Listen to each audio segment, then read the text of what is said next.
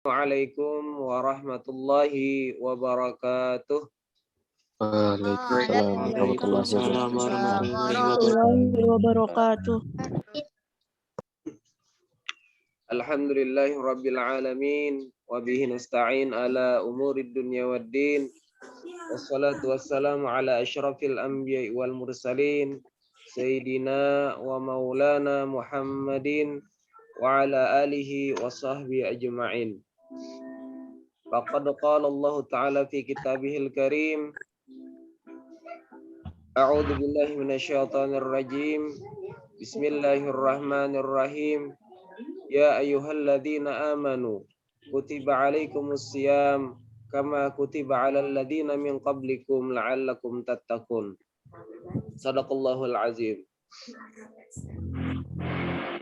Yang kita hormati dan muliakan Kepala Sekolah SMP Plus Citra Madinatul Ilmi Ustadz Arif Baitikar Rahman MPD, yang kita hormati bersama-sama seluruh asatiz wal asatidah SMP Plus Citra Madinatul Ilmi,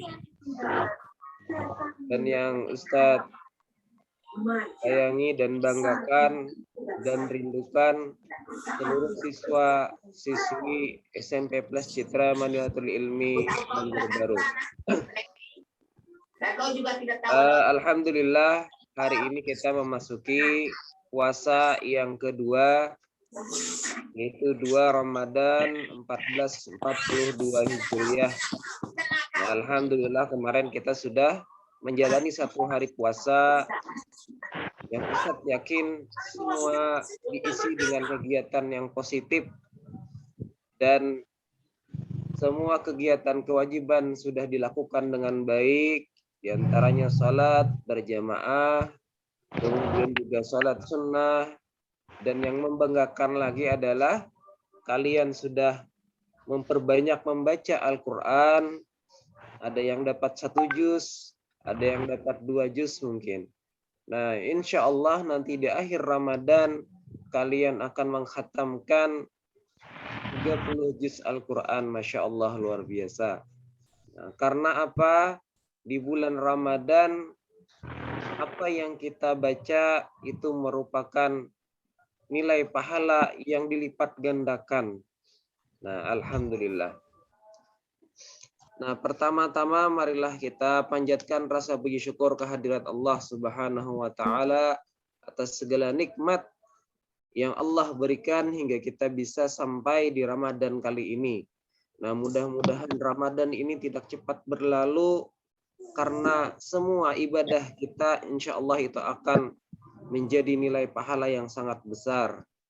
Nah, pahala ibadah sunnah pun akan dinilai menjadi ibadah wajib, Masya Allah. Nah, jadi sangat berharga. Jadi jangan sampai tidak kita manfaatkan dengan baik kegiatan kita selama bulan Ramadan ini. Salawat serta salam kita aturkan kehadiran junjungan Nabi besar Muhammad sallallahu alaihi wasallam. Karena beliau sebagai tuntunan kita dalam menjalankan semua aktivitas kita maupun juga ibadah yang kita lakukan. Alhamdulillah, hari ini Ustadz dipercaya menyampaikan materi yang berhubungan dengan kegiatan Ramadan atau selama bulan Ramadan. Materi ini sangat penting. Nah, kenapa penting? Ini yang menentukan ibadah kalian diterima. Nah, mungkin kalian sudah tahu sebagaimana yang sudah dibagikan. Jadi judul yang Ustadz bacakan atau yang Ustadz sampaikan hari ini yaitu tentang apa saja yang membatalkan puasa dan siapa saja yang diperbolehkan tidak berpuasa. Nah, jadi kemarin sudah disampaikan bagaimana bulan Ramadan itu mulianya. Hari ini kalian punya tata tertib, ada rambu-rambunya, seperti apa puasa itu, jangan sampai nanti kalian malah puasanya tidak sah atau malah batal. Nah, mudah-mudahan ini dapat disimak dengan baik. Nah, berkenaan apa yang Ustadz sampaikan, ini ranahnya adalah bidang dalam ilmu Islam, yaitu ilmu fikih namanya. Ilmu fikih ini sifatnya furu'. Nah, furu' itu artinya tidak istilahnya bisa berbeda-beda pendapat dari beberapa ulama. Nah, namun perbedaan itu tidak menjadikan perpecahan. Karena kata Nabi, ikhtilafu ummati rahmah. Perbedaan dari umatku itu merupakan rahmat. Jadi insya Allah yang kita ambil adalah dalam bidang fikih, khususnya di Indonesia, itu kita memakai mazhab Imam Syafi'i. Nah, jadi insya Allah itu yang kita ikuti, kita pegangi. Nah, mudah-mudahan apa yang Ustadz sampaikan ini tidak lepas dari itu semua. Ya, perlu dicatat, perlu diketahui, ini akan Ustadz olah, Ustadz ringkas, supaya kalian mudah mengingat dan mudah memaham. Nah, kita awali dari hal-hal yang membatalkan puasa terlebih dahulu. Ada beberapa macam yang menyebabkan puasa kita itu batal. Nah, arti puasa, masih ingat apa yang disampaikan Ustadz Rizky kemarin? Nah, arti puasa itu adalah kita fungsinya menahan. Nah, secara bahasanya, kita fungsinya adalah untuk menahan. Menahan apa? Menahan diri dari makan dan minum.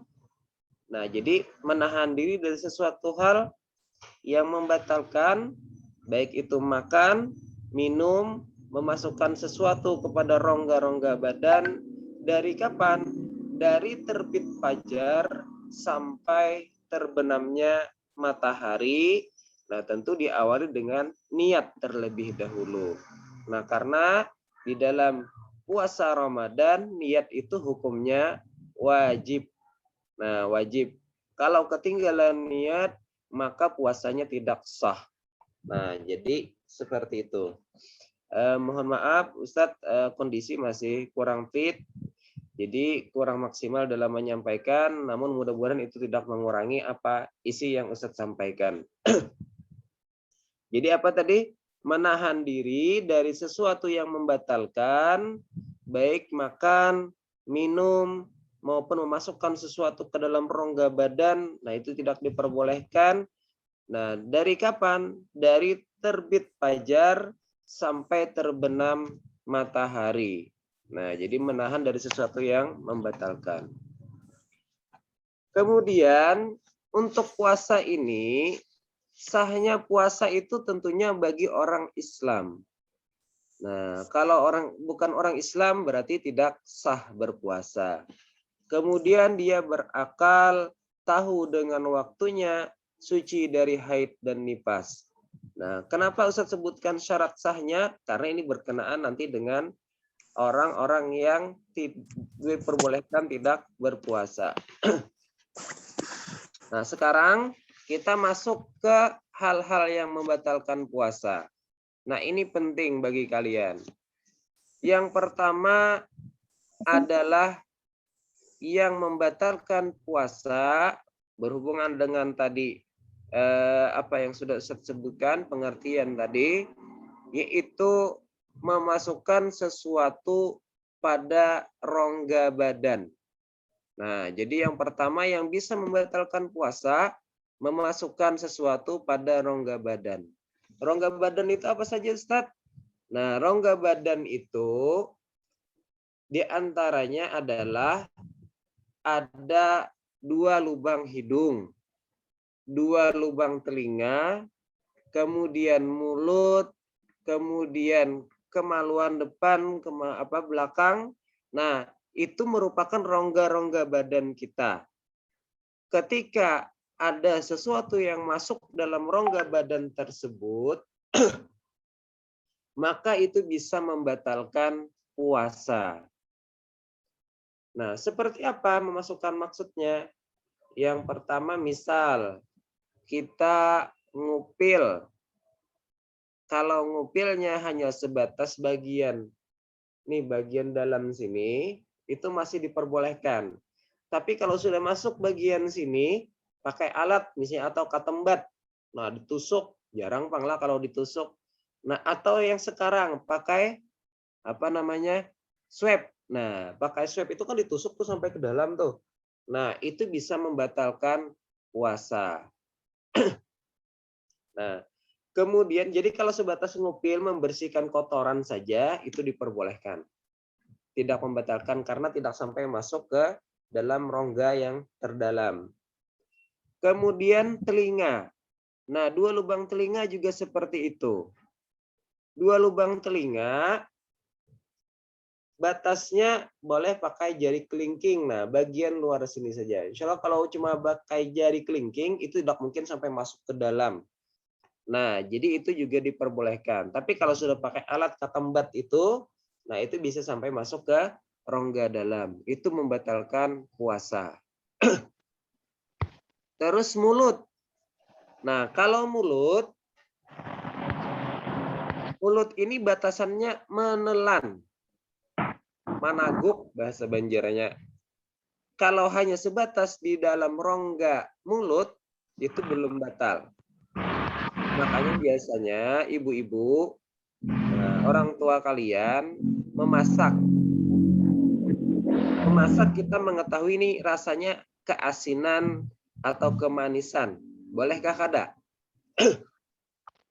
Nah, itu diperbolehkan selama tidak ditelan.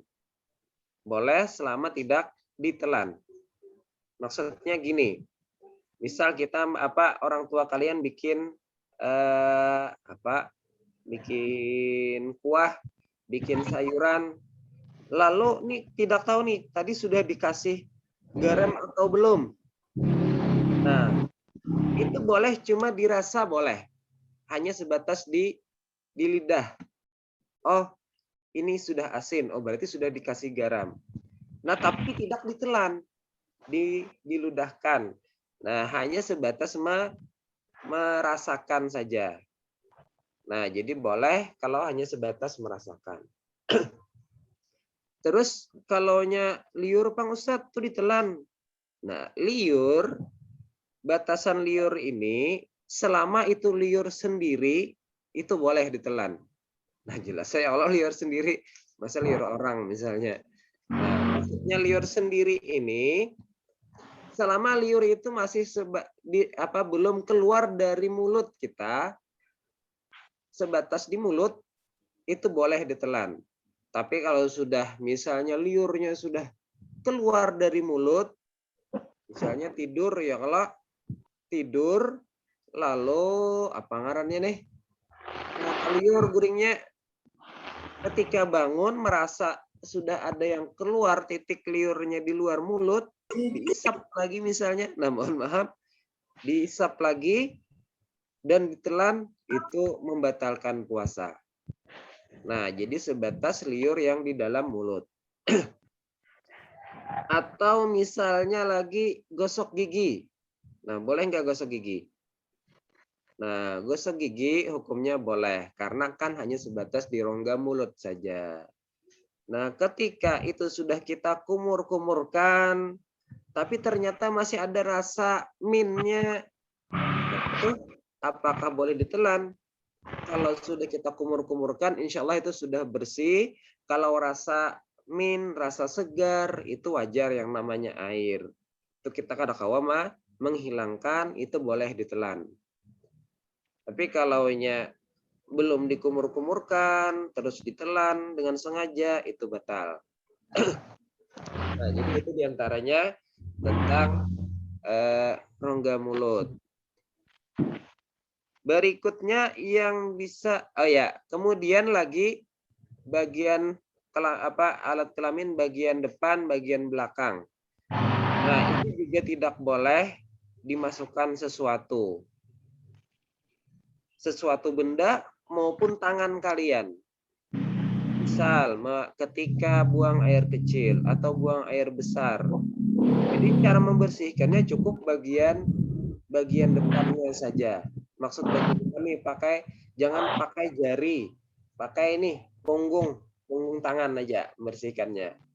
Nah, pakai punggung tangan. Hati-hati kalau ketusuk, mohon maaf, maka itu bisa membatalkan puasanya. Nah, terus ada lagi yang tanya, Ustadz, gimana misalnya kalau kita mandi berenang, boleh nggak? Boleh, itu tidak membatalkan selama kita yakin tidak ada yang masuk ke dalam rongga badan kita. Nah, yang Ustadz sebutkan tadi. Atau ada juga yang nanya, gimana Ustadz kalau kentut di air? Nah, mohon maaf, kentut di air. Apakah batal? Nah, kentut di air ini ada yang menyebutkan batal, ada yang menyebutkan tidak. Kenapa? Tergantung masing-masing. Kalau yang kita rasakan ketika buang angin tadi, ketika di dalam air kita merasa ada sesuatu yang masuk, maka itu batal. Tapi kalau kita anggap itu tidak ada yang masuk dan tidak kita rasa ada yang masuk, itu berarti tidak membatalkan. Nah, karena sifat dubur kita itu, mohon maaf, itu istilahnya dia tidak elastis. Nah, elastis ya. Kalau dengan sendiri dengan cepat menutup. Nah, jadi insya Allah tidak. Tapi lebih bagus kita menjaga atau berhati-hati. Nah, seperti itu. Yang berikutnya ada lagi yang nanya misalnya suntik, Ustadz, kayak apa? Nah, suntik itu kan tidak memasukkan di rongga badan kita, tapi di tempat-tempat tertentu, misalnya di pantat, kemudian di lengan. Nah, yang sekarang lagi rame nih mungkin suntik vaksin. Boleh nggak puasa? Batal nggak puasanya?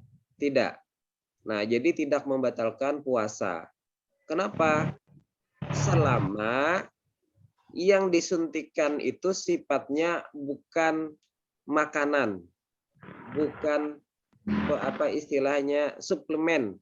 Nah, itu tidak membatalkan puasa. Jadi kalau hanya sifatnya obat itu tidak membatalkan. Tapi kalau sudah sifatnya untuk suplemen, untuk makanan, ada sari makanannya, itu bisa membatalkan puasa. Ya, kita lanjut. Yang berikutnya, muntah dengan sengaja. Nah, muntah dengan sengaja. Artinya apa? Muntahnya kita tahu misalnya alergi dengan bau sesuatu yang bisa menyebabkan kita muntah. Lalu kita cium-ciumkan agar muntah. Nah, itu namanya muntah dengan sengaja. Itu bisa membatalkan puasa, bukan bisa lagi. Itu membatalkan puasa. Tapi kalau muntahnya karena misalnya kalian naik transportasi umum lalu muntah, itu tidak batal karena tidak disengaja atau tidak dikehendaki. Nah, ketika muntah tadi, apa yang kita lakukan yang tidak disengaja tadi? Jangan sampai kita tidak membersihkan air muntah yang ada di mulut kita. Kita kumur-kumurkan dulu. Kita cari air, kumur-kumurkan supaya bersih. Karena sifat muntah itu adalah najis atau kotoran yang keluar dari perut kita. Jadi yang sudah masuk ke perut itu jadinya kotor. Nah, najis. Jadi ketika itu keluar dari mulut kita, hendaklah kita bersihkan dengan air, yaitu dengan cara berkumur-kumur. Jadi kalau habis muntah, yang tidak disengaja tadi, kalian tidak berkumur-kumur, lalu kalian telan pas muntahnya atau air ludahnya yang ada di mulut, kumur-kumur, maka itu bisa membatalkan puasa. Nah, jadi itu dikumur-kumurkan muntahnya. Nah, jadi seperti itu. Itu bisa membatalkan puasa. Nah, muntah dengan disengaja. Kemudian yang berikutnya, mohon maaf, ini bagi yang sudah suami istri. Nah, yang sudah suami istri, yaitu apa? Berhubungan badan di siang hari. Nah, ini juga menyebabkan batal puasa. Dan nanti ada bayarnya lebih dari qada biasa. Nah, jadi hati-hati. Tidak diperbolehkan. Kecuali di malam hari. Ini tidak diperbolehkan. Nah, karena di sini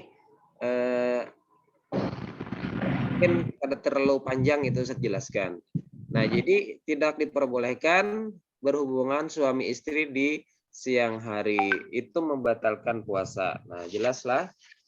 Kemudian yang berikutnya, keluar mani dengan sengaja. Nah, ini mohon maaf, Ustadz sering karena ini hukum fikih, ada hal-hal yang harus Ustadz jelaskan. Jadi dipahami secara keilmuan lah. Jangan dibikin nanti, oh Ustadz jorok, tidak. Ini harus Ustadz sampaikan. Kemudian keluar mani dengan sengaja. Nah, dikehendaki, dibikin-bikin. Akhirnya keluar mani bagi laki-lakinya.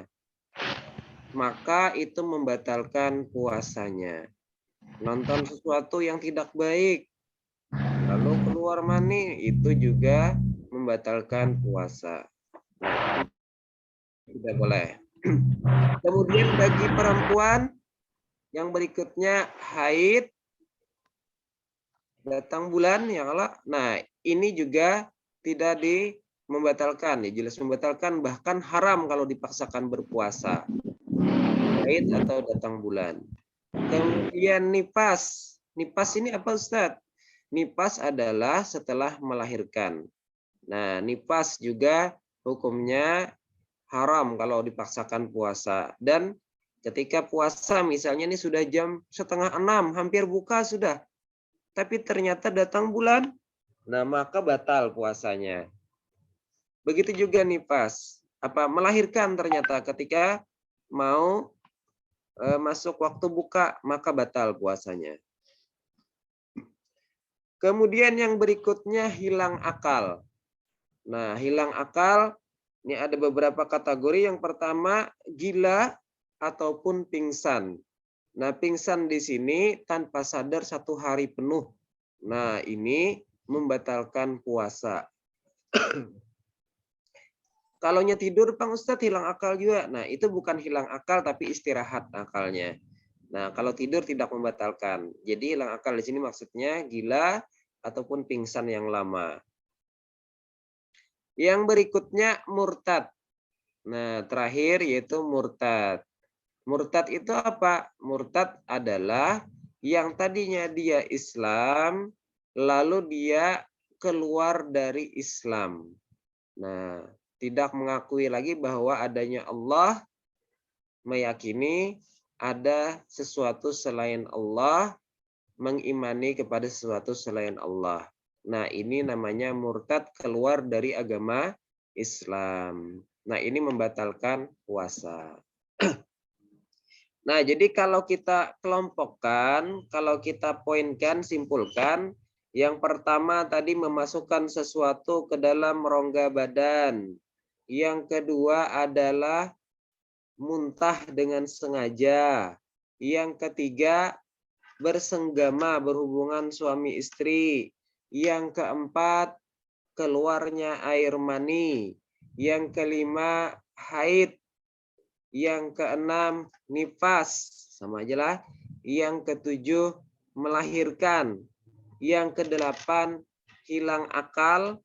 Yang kesembilan, murtad. Nah, ada 9 yang menyebabkan kalian bisa batal puasa. Nah, itu untuk yang membatalkan puasa. Yang berikutnya tentang orang-orang siapa saja yang diperbolehkan tidak berpuasa. Nah, orang-orang yang diperbolehkan tidak berpuasa, yang pertama anak kecil. Nah, anak kecil. Siapa Ustadz anak kecil? Ini anak kecil lah. Nah, anak kecil di sini adalah laki-laki yang belum keluar mani atau belum mimpi basah. Nah, biasanya usianya antara 9 tahun sampai maksimal 15 tahun. Nah, terus kayak Pak Ustadz yang di bawah itu berarti bolehlah kada berpuasa. Secara hukum dia tidak diberati. Diperbolehkan tidak berpuasa. Namun kewajiban bagi orang tuanya untuk mengajarkan dan mendidik agar dia sudah membiasakan berpuasa. Karena kata Nabi, muru auladakum bis-shalah inda sab'in. Nah, perintahkanlah anak-anak kalian untuk sholat ketika dia usia 7 tahun. Nah, jadi usia 7 tahun itu orang tua sudah diperbolehkan memukul anaknya ketika kadahakun sembahyang.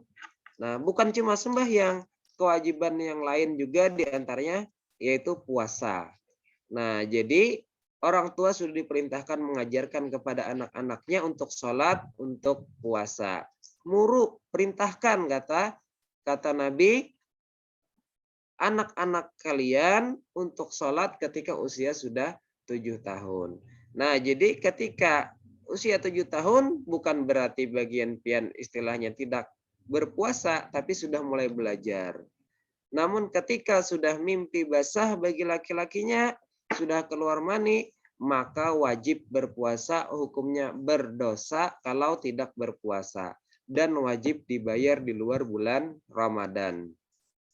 Kalau anak perempuan kayak Pak Ustadz, anak perempuan tanda dia sudah balik, sudah wajib berpuasa, yaitu dia sudah datang bulan haid. Nah, usia antara 9 tahun sampai 15 tahun.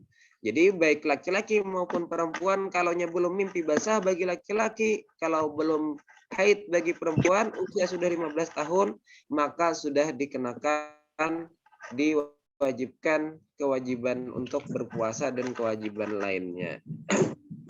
Nah, jadi yang pertama anak kecil tidak dibebankan berpuasa atau boleh tidak berpuasa, tapi sudah mulai belajar. Yang kedua adalah orang gila. Nah, orang gila itu lepas semua kewajiban, baik sholatnya, baik puasanya, baik zakatnya, dan lain hal sebagainya. Nah, orang gila itu di hadapan manusia mungkin hina, tapi di hadapan Allah dia tidak hina, tapi di hadapan Allah dia dimuliakan karena nanti berhak mendapatkan surganya Allah, Masya Allah. Yang berikutnya adalah orang sakit. Nah, orang sakit ini tidak diwajibkan berpuasa.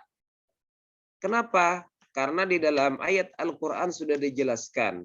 Wa man kana maridan aw ala safarin faiddah min ayyamin ukhar. Yuridullah bikumul yusra wa la yuridu bikumul usr. Jadi kata Allah apa? Nah, barang siapa yang sakit, maka baginya ataupun orang yang sedang dalam perjalanan, maka mengganti kewajiban puasanya di hari yang lain atau di luar bulan Ramadan. Sakit di sini dalam batasannya seperti apa? Yaitu tentunya bagi orang yang mengerti. Siapa? Dokter. Kata dokter, oh kamu nanti kalau dipaksakan puasa nanti membahayakan bagi dirimu. Atau ya kategori yang kedua, bagi dirinya yang merasakan. Oh, kalau saya paksakan nih nanti saya membahayakan. Sampai misalnya parah sakitnya atau sampai meninggal kalau dipaksakan.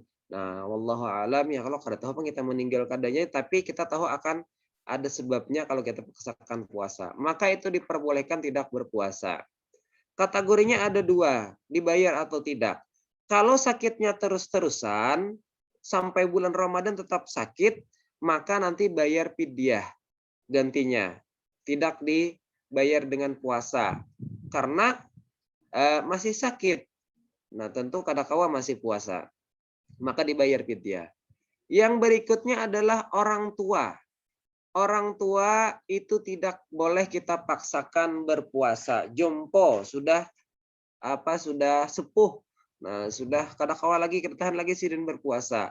Jadi sidin aku cuy hendak berpuasa, aku paksakan karena takutan sidin mati misalnya.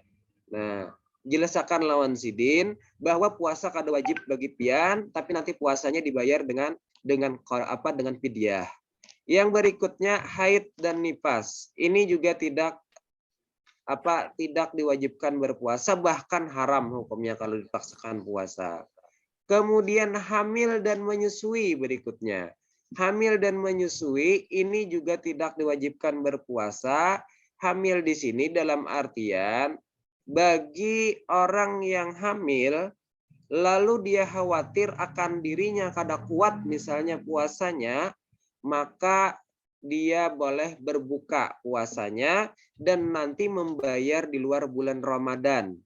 Tapi ketika dia hamil, lalu dia khawatir akan janin yang dikandungnya, takut kenapa-napa, atau sudah dikatakan dokter, janin kamu lemah, kamu jangan puasa. Nah, misalnya jangan dipaksakan berpuasa, lalu dia berbuka puasa, maka nanti dia selain mengqada juga membayar fidyah. Nah, itu bedanya. Kalau khawatir karena dirinya, itu sifatnya nanti membayar qada, tapi kalau karena khawatir janinnya, itu nanti caranya membayar fidyah. Nah, dan qada. Yang berikutnya menyusui. Menyusui juga seperti itu. Juga boleh tidak berpuasa. Kenapa? Karena takut misalnya khawatir karena dirinya lemah, lalu boleh berbuka dan nanti diqada di luar bulan Ramadan. Tapi kalau karena bayi yang dikhawatir karena bayinya yang disusui, nah maka nanti juga membayar fidyah di luar bulan Ramadan. Yang terakhir adalah musafir. Musafir di sini jaraknya 84 km atau yang biasa dibolehkannya sholat jama' dan qashar. Nah, sholat jama' dan qashar ini diperbolehkan kita tidak berpuasa juga. Selama itu tidak istilahnya skalanya itu memberatkan safarnya. Nah, jadi kalaunya tidak memberatkan diberi kebebasan bagi kita boleh berbuka ataupun tidak berbuka. Nah, jadi seperti itu untuk hal-hal yang orang yang diperbolehkan tidak berpuasa. Ustadz ulangi tadi, yang pertama adalah anak kecil, yang kedua orang gila, yang berikutnya orang sakit, kemudian orang tua, haid dan nifas, hamil dan menyusui, dan yang terakhir adalah musafir. Nah, jadi yang membatalkan sudah Ustaz sampaikan, kemudian orang-orang yang boleh tidak berpuasa, nah juga ada 9 tadi yang saya sebutkan. Nah, dari semua yang sudah kita jalani, mudah-mudahan tidak ada satupun yang membatalkan puasa kita. Nah, itu harapannya. Selain batalnya puasa, juga kita tidak menghendaki puasa yang kita lakukan tidak bernilai pahala di sisi Allah. Nah, karena kata Nabi apa? Kam min shaimin laisa lahu min siyami ilal ju'i wal atas. Berapa banyak dari umatku, kata Nabi, orang yang berpuasa, dari puasanya itu dia hanya merasakan lapar dan haus, lapar dan dahaga.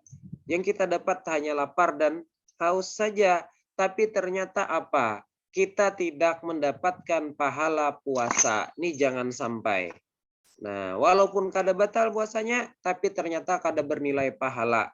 Nah, jadi jangan sampai seperti itu. Kenapa? Ada 5 macam. Nah, ada sedikit terakhir. Kesimpulan, mudah-mudahan pahala puasa kita dapat dan puasa kita tidak batal. Kita harus menjaga hal-hal yang 5 macam ini diantaranya. Yang pertama yaitu berbohong. Ini bisa menghilangkan pahala puasa. Jangan sampai. Yang kedua mengadu domba. Nah, mengadu domba menyebabkan orang bertengkar. Menyebabkan orang berkelahi gara-gara perkataan kita, gara-gara kita mengadu sana-sini.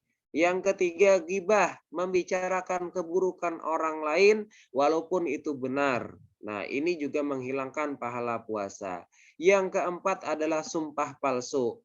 Wallahi, tallahi, misalnya dia mencuri, misalnya dia dan macam-macam menuduh orang dengan cara bersumpah, sumpah palsu, maka itu bisa menghilangkan pahala puasa.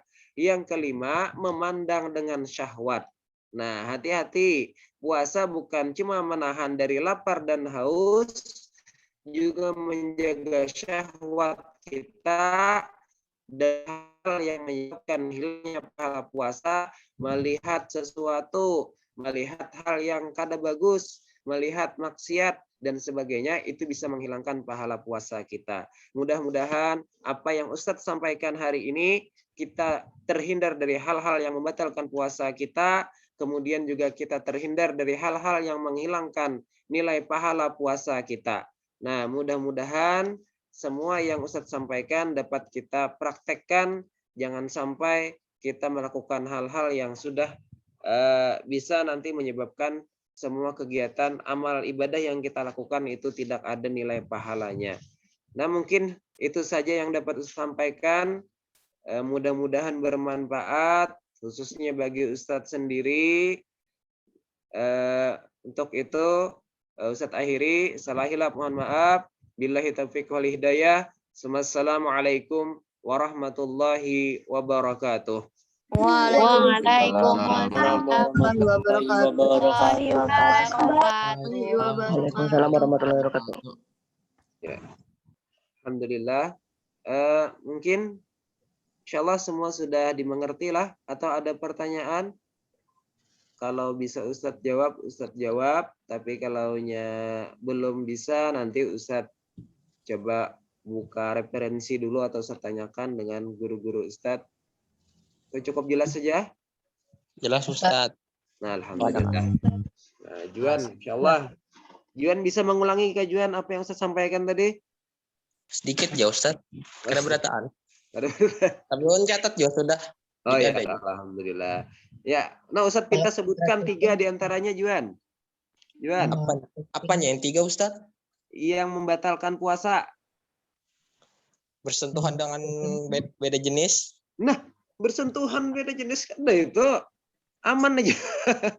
Ada apa itu? Ada. Itu masuk ke dalam lubang, kayak ada lubang tubuh. Membatalkan Ustadz. Itu batal makan, muntah sengaja. Jangan salah paham Juan lah. Kalau hanya bersentuhan itu namanya batal wudu, bukan batal. Oh iyalah, itu wudu, astaga. Astagfirullahaladzim. Nah, salah tangkap. Sudah Ustadz sampaikan. Aduh. Juan. Nah, sekarang ini coba Ustadz tanya. Juan. Ustadz tanya aja nah. Kalaunya suami istri berciuman, nah mohon maaf, berciuman di bulan Ramadan, batal kada puasanya? Malam. Soal siang kada boleh, harusnya air liur, bukan Apanya air liur? Maksud saya berciuman batal kada itu ja bersayang-sayangan. Nah, kalau suami istri berciuman air misalnya, aduh ngalih pandutnya. Iya. Nah, ya sedikit saya tambahkan. Kalaunya suami istri, kan tadi yang membatalkan adalah berhubungan badan. Selebihnya itu tidak membatalkan. Misal bersayang-sayangan, berciuman, nah mohon maaf, itu kada batal. Selama, ya tadi bujur, jajuan tadi kan sampai apa istilahnya air liur apa aja tadi, nahan ngalih jelasannya. Jadi kalau hanya bersentuhan, berciuman itu kadang membatalkan. Nah, hati-hati Juan lah, karena dikira kayak beuduh bisa menggerak obat parak pian terjatuh-gatuk batal puasa lah. Ya, yang lain adakah yang kada jelas? Kalau mengorek kuping pakai katan bat itu batal lah atau enggak? Apa itu? Menggorek kuping, membersihkan kuping yang pakai katan bat. Kalau mengorek kuping kan kata Ustaz tadi kalau cuma pakai ini jari telunjuk itu biasanya hanya sampai bagian luar aja. Tapi kalau pakai katan bat selama itu hanya bagian luarnya ada apa-apa. Tapi kalau sudah ketusuk sampai masuk ke dalam itu batal. Jadi saran Ustadz kalau bisa kalau usah kalau siang. Jadi malam aja hendak membersihi. Lebih bagus kita menjaga jangan sampai membatalkan puasa itu. Artinya kalau boleh dikorek-korek telinga, hidung. Boleh aja, mau upil boleh Kada, gitu maksudnya tadi. kada boleh ngorek sampai dalam. Inggi, ya kada boleh sampai dalam. Namun bagian luarnya aja boleh.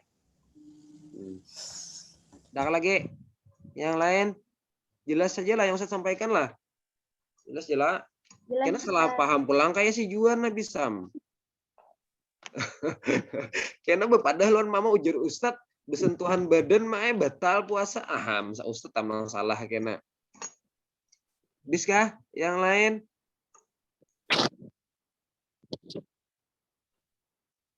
Mungkin habis sudah Allah. Nah, kalau habis, alhamdulillah, mudah-mudahan semua yang Ustadz sampaikan itu dapat dipaham dengan baik. Jadi karena jangan sampai amunnya ada yang kurang paham betakun chat WA Ustadz. Nah, karena jangan sampai salah sampaikan lawan mama lawan abah, karena Ustadz yang disalahkan. Lah, ya, makasih banyak. Untuk hari ini Ustadz kira cukup atau mungkin ada tambahan Ustadz Arif? Ada dah, nggih cukup. Alhamdulillah. Nggih, sampai di sini kita akhiri mungkin untuk kegiatan kita. Silahkan lanjutkan kegiatan rutinitas yang lain, perbanyak amaliyah ibadahnya karena semua yang kita lakukan, aktivitas yang kita lakukan itu dilipat gandakan nilai pahalanya. 1 huruf diganjar pahala 10 kebaikan. Nah, 1 huruf itu A Al-Qur'an itu. Kita kali pian sejus berapa huruf tuh hitungnya aja pian. Nah, banyak tuh Ustaz Fauji kalau mengalih itu kira-kira. Nah, berapa jumlahnya pahala yang kita dapat, kebaikan yang kita dapat, Masya Allah. Jadi jangan sampai itu dilewatkan. Nah, mungkin itu saja. Silahkan semuanya kembali. Sekali lagi Ustaz akhiri.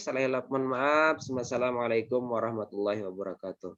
Waalaikumsalam warahmatullahi wabarakatuh. Waalaikumsalam warahmatullahi wabarakatuh.